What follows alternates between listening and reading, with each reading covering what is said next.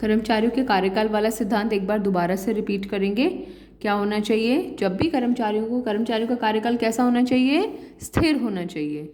और शुरू में जब उनको अपॉइंट किया जाए तो अच्छी सी कठोर चयन प्रक्रिया का इस्तेमाल करो, लेकिन जब उन्हें एक बार चुन लिया तो उन्हें उनके हुनर दिखाने का, उनके गुण दिखाने का मौका देना चाहिए। उन्हें जल्दी जल्दी संगठन से बदलना नहीं चाहिए।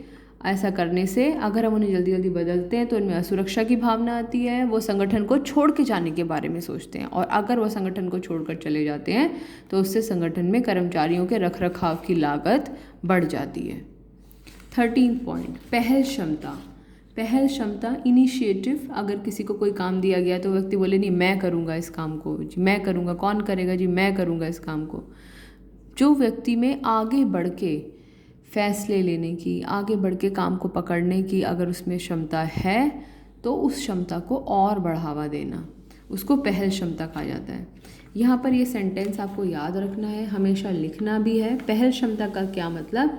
स्वयं अभिप्रेरणा, सेल्फ मोटिवेटेड है वो व्यक्ति, स्वयं अभिप्रेरणा की दिशा में पहला कदम। स्वयं मोटिवेटेड है, उसको किसी की कोई मोटिवेशन की ज़रूरत नहीं है कहने के लिए कि ये काम मैं करूँगा। आगे लीडरशिप लेने में वो तैयार है। तो इसमें क्या है, प्रबंधकों को हमेशा प्रयास करने चाहिए कि संगठन में कर्मचारी अपने विचार दें, अपने आइडियाज़ दें, अपने विचारों को दें। अब उसमें क्या है, कर्मचारियों को अपने विचारों को देने के लिए प्रबंधकों को प्रोत्साहित करना चाहिए।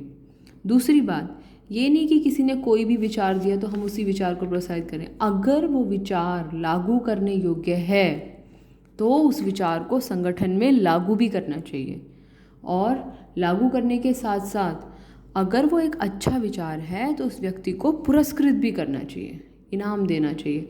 ये अभी हम आगे भी डिस्कस करेंगे। एफ.डब्ल्यू. टेलर के सिद्धांत, जो हमारे दूसरे विचारक हैं, उनके सिद्धांत जब हम डिस्कस करेंगे तो वहाँ पर भी हमारा काम आएगा पहल क्षमता का सिद्धांत। इसलिए इसको याद रखिएगा कि अगर कर्मचारी के कोई अच्छे विचार हैं तो उनको संगठन में लागू करो और उसके लिए उनको पुरस्कृत भी करो। अच्छा, कोई विचार अच्छा है या नहीं है, संगठन के लिए अच्छा है नहीं है, ये कैसे पता चलेगा? अगर कोई ऐसा विचार है जिससे संगठन की लागत कम होती हो, काम करने में समय कम लगता हो, तो उसे एक अच्छा विचार माना जाएगा संगठन के दृष्टिकोण से। तो अगर संगठन का कल्याण होता है, ऐसा कोई भी विचार है, तो उस विचार को संगठन में लागू किया जा सकता है, और उसके लिए जिसने भी वो विचार, जो भी वो विचार लेकर आया है, उस व्यक्ति को पुरस्कृत किया जा सकता है। ये हमारा 13वां सिद्धांत है। अब अपने आखिरी सिद्धांत की तरफ चलते हैं। हमारा आखिरी सिद्धांत है सहयोग की भावना। क्या है हमारा आखिरी सिद्धांत? सहयोग की भावना। देखिए, सहयोग की भावना का सिद्धांत हमें क्या कहता है? मैं शब्द के स्थान पर, ये बहुत इंपॉर्टेंट है क्योंकि क्वेश्चन ऐसे आता है, कौन सा सिद्धांत है जो ये कहता है कि मैं के स्थान पर हम शब्द का प्रयोग करें?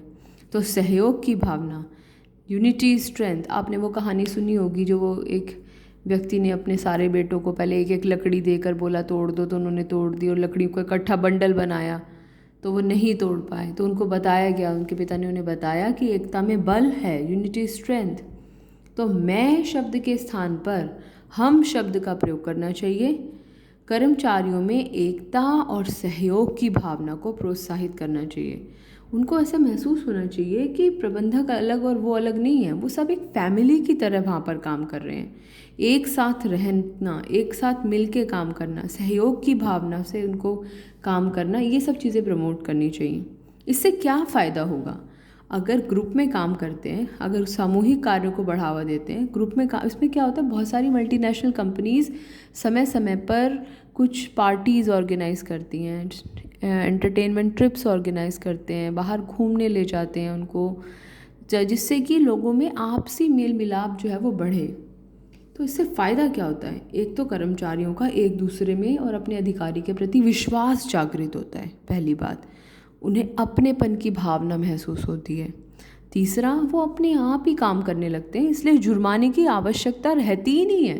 मैंने यहाँ पर क्रॉस लगाया हुआ, आप ये मत समझिएगा कि जुर्माने की आवश्यकता होती है। जुर्माने की आवश्यकता ही ख़त्म हो जाती है या न के बराबर हो जाती है, क्योंकि वो अपना समझ के, जब हम कहीं पर किसी संगठन, अगर जैसे आप संस्था में रहते हैं, इस संस्था को जो लोग अपना समझ के काम करते हैं तो उनको कभी कोई ज़ोर ज़बरदस्ती नहीं करनी पड़ती होगी। लेकिन जो लोग इस संस्था को अपना नहीं समझते हैं तो उनको बहुत ज़ोर ज़बरदस्ती करके उनसे काम करवाना पड़ता है। तो पहला काम ये होता है, किसी भी संगठन से कल को आप नौकरी भी करेंगे, अगर उस संगठन से आप जुड़े हुए हैं तो पहले उसको अपना समझने की कोशिश कीजिए, क्योंकि जैसे ही आप उस संगठन को अपना समझेंगे, उस संगठन के प्रति, उसमें काम करने वाले लोगों के प्रति आपका विश्वास बढ़ेगा, अपनापन महसूस करोगे आप, और बिना किसी के कहे ही, जैसे पहल क्षमता वाली बात है, बिना किसी के कहे ही उस संगठन के कल्याण के लिए आप अच्छे से अच्छा काम करने का प्रयास करोगे। तो बेटे ये हेनरी फ्यूल के द्वारा दिए गए 14 सिद्धांत हैं जो हमने डिस्कस किए थे। जल्दी जल्दी से हम इन सारे के सारे सिद्धांतों को रिवाइज करेंगे एक बार फटाफट। हमने क्या क्या सिद्धांत पढ़े थे, नेक्स्ट क्लास में बताइएगा कौन सा सिद्धांत आपको सबसे अच्छा लगा और आप कौन कौन से सिद्धांत हैं जिनका पालन आप कर पाते हैं अपनी लाइफ में भी। हाँ जी, हेनरी फ्यूल के प्रबंध के सिद्धांत प्रबंध के सामान्य सिद्धांतों के नाम से जाना जाता है। इन्हें सामान्य प्रबंध का जनक भी कहा जाता है। क्यों कहा जाता है इन्हें प्रबंध के सामान्य सिद्धांत? क्योंकि इनके सिद्धांत सामान्य जीवन में भी लागू किए जा सकते हैं, सामान्य परिस्थितियों में भी लागू किए जा सकते हैं। पहला सिद्धांत कार्य विभाजन। कार्य विभाजन में क्या करना है, हर काम को छोटे छोटे हिस्सों में बांटना है, हर हिस्से के लिए एक विशिष्ट व्यक्ति को नियुक्त करना है। दूसरा सिद्धांत अधिकार और उत्तरदायित्व। हमने कहा था अधिकार और उत्तरदायित्व एक सिक्के के दो पहलू हैं, दोनों हमेशा साथ साथ चलने चाहिए। खाली अधिकार होंगे, सॉरी पावर्स ही पावर्स दे दिया आपको, व्यक्ति अनुशासनहीन बन जाएगा, और खाली दायित्व दे दिया, काम करने चाबी दी नहीं, तो व्यक्ति जो है वो प्रभावहीन बन जाएगा। दूसरा सिद्धांत था ये हमारा। चलिए तीसरे सिद्धांत की तरफ चलते हैं। अनुशासन, डिसिप्लिन। अनुशासन का मतलब संगठन में काम करने के लिए आवश्यक नियमों और नौकरी की शर्तों का पालन करना। हमने इसमें डिस्कस किया था कि अनुशासन जो होता है वो दोनों की तरफ से चाहिए, संगठन की तरफ से भी चाहिए और श्रमिकों की तरफ से भी चाहिए। नेक्स्ट, आदेश की एकता, बहुत इम्पॉर्टेंट है। उसमें क्या है, एक समय में किसी एक व्यक्ति को केवल एक ही अधिकारी से आदेश निर्देश प्राप्त होने चाहिए और वह उसी के प्रति उत्तरदायी होना चाहिए। ऐसा होता है, अगर ऐसा नहीं होता है तो अधिकार प्रभावहीन हो जाता है और संगठन का अनुशासन संकट में आ जाता है। जैसे मैंने आपको बताया था कि अगर दो लोग आपको आदेश निर्देश दे रहे हैं तो कर्मचारी क्या करेगा, वो कहेगा मैं किसी की भी बात नहीं मानता, पहले डिसाइड कर लो कि मुझे किसकी बात माननी है। यहाँ पर हमने वित्तीय प्रबंधक और विपणन प्रबंधक के बारे में बात की थी। नेक्स्ट है हमारा पांचवा सिद्धांत निर्देश की एकता। निर्देश का मतलब था समान उद्देश्य वाली सभी क्रियाओं को एक ही अधिकारी और एक ही योजना के अधीन रखना चाहिए। छठा, सामूहिक हितों के लिए व्यक्तिगत हितों का समर्पण। सामूहिक हित यानी कि संगठन के हित के लिए व्यक्ति को अपने हित को छोड़ना होगा और उसे समझना होगा कि यदि संगठन का हित पूरा होगा तो कहीं ना कहीं उसका हित अपने आप ही पूरा हो जाएगा। फिर कर्मचारियों का प्रतिफल कैसा होना चाहिए, संतोषजनक होना चाहिए, उचित होना चाहिए और न्यायपूर्ण होना चाहिए। 3 कीवर्ड्स याद रखने हमेशा आपको।